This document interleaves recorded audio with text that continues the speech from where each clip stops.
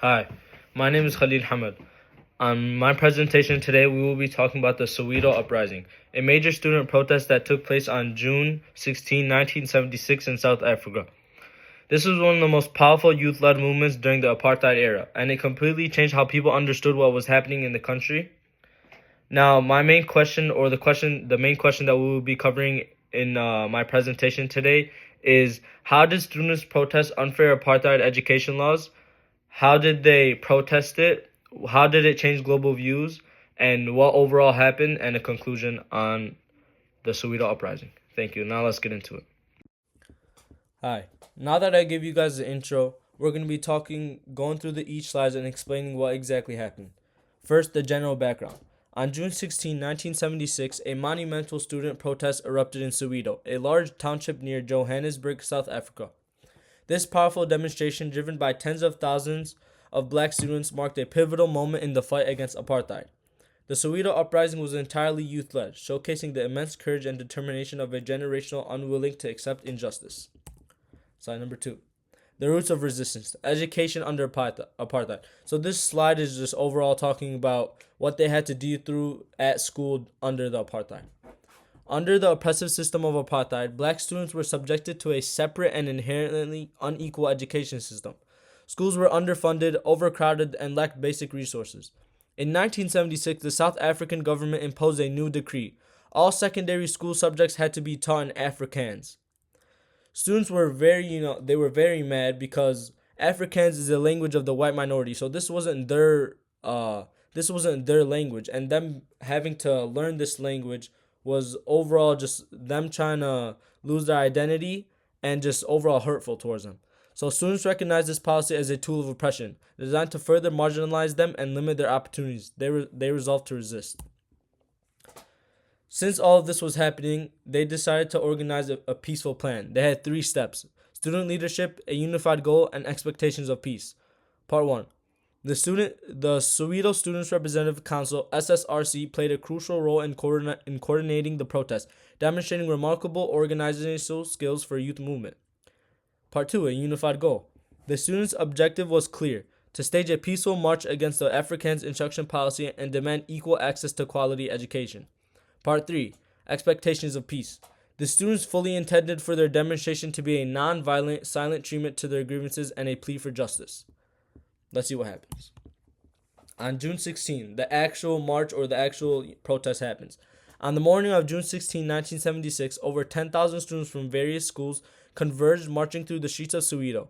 They carried handmade signs, sang songs of freedom, and chanted slogans, their voices echoing with hope and unity. This was a powerful display of a collective resolve, a generation demanding to be heard and asserting their right to be a better future. All they wanted was change, and they just wanted, to live a better life. A brutal response. Even though they protested peacefully, but the violence unleashed. The peaceful procession was met with unexpected brutality. Police forces blocked the students' path, swiftly escalating the situation. Without provocation, they deployed tear gas into the crowd of unarmed children, followed by the horrifying sound of live ammunition. The protest quickly devolved into a scene of chaos and violence. Many students were injured, and tragically, several lost their lives in the ensuing pandemonium. The icon. Since the protests unleashed into violence, there's this kid named Hector Peterson. He's the icon of basically the whole protest. His death became a symbol of the barbarity of apartheid and galvanized international opinion against the regime. Among the first casualties, there was a 13-year-old boy named Hector Peterson. A powerful photograph capturing his lifeless body being carried by a fellow student, his sister running alongside, shocked the world. So as you guys could see up here, that's Hector Peterson, and a student was carrying him, and next to him was his sister. This single image became an undeniable symbol of the Soweto Uprising, making it impossible for apartheid government to conceal its violent oppression. A nation ignites. The uprising spreads. So since this all happens, other nations heard about it, and it just became a big thing. So first, youth mobilization. Inspired by Soweto, students across South Africa joined the resistance, turning local grievances into a national outcry. Nationwide protest.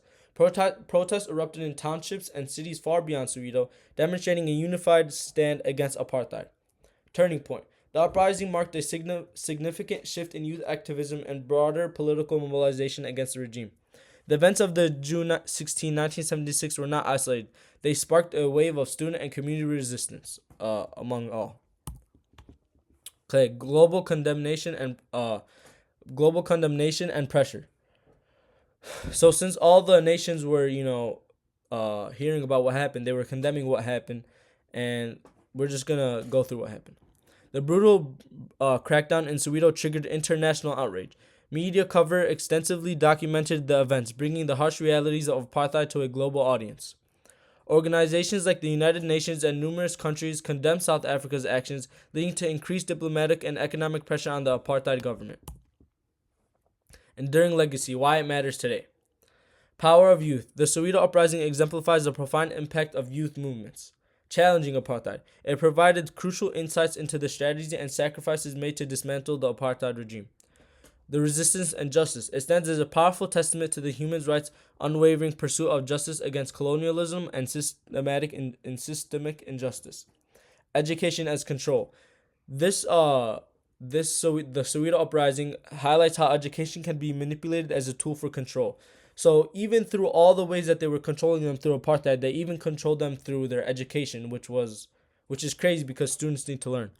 This historic event offers invaluable lessons and the themes of resistance, human rights, and the persistence of struggle for equality. Conclusion. The Soweto Uprising was a major turning point in South African history. Students courageously stood up to unjust education laws, exposed the inherent violence of apartheid, and ignited protests across the entire nation.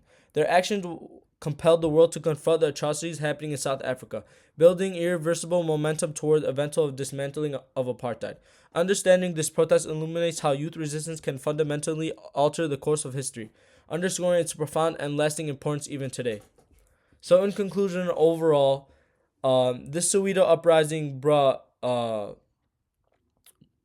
made people know what was happening like during the apartheid.